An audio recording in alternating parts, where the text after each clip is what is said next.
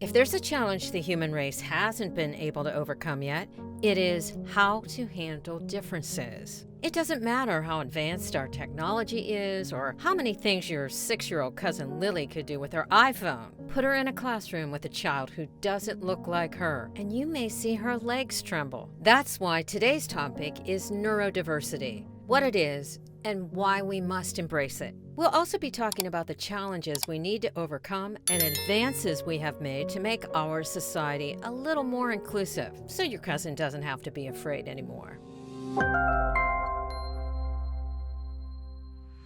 What is neurodiversity? Okay, first things first. Many people think that being neurodiverse is just a matter of feeling unique or emotionally different. And that's not the case, since we are all unique and special in some way. In fact, neurodiversity refers to a variation in the human brain regarding sociability, learning, attention, mood, and other mental functions in a non-pathological sense. It was coined in 1998 by sociologist Judy Singer, who helped bring the concept to life, along with journalist Harvey Bloom. It emerged as a challenge to prevailing views that certain neurodevelopmental disorders are inherently pathological and adopt the social mode of disability. Simply put, for most people under the spectrum, social barriers are the main contributing factor of disability, the real impact of neurodiversity. Despite the importance of embracing neurodiversity, the term didn't quite make it to the mainstream media for various reasons. However, today, it is becoming popular as the most influential personalities of the world start to accept it. On April 4th, the English business magnate, investor, and author, founder of the Virgin Group, which controls more than 400 companies in various fields, published an article titled "Opening the Door to Bigger Thinking on Neurodiversity." Among other drops of wisdom, he stated, "The world needs a neurodiverse workforce to help try and solve some of the big problems of our time."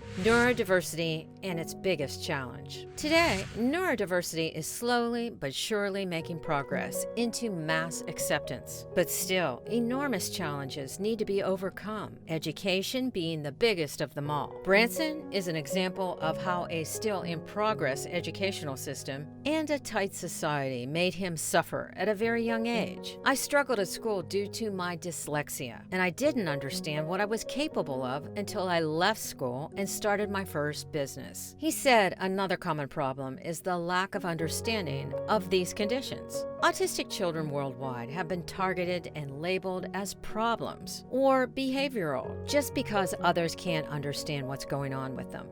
Our traditional education system here was desperately trying to take our beautiful circle and shove it into a square. So, before we wrap up, please remember, whatever the challenges you might face with a neurodivergent individual, be those behaviors, depression, anxiety, or whatever, that you are not alone. Some institutions are battling day in and day out to train professionals to provide the support and orientation you need. What did we do?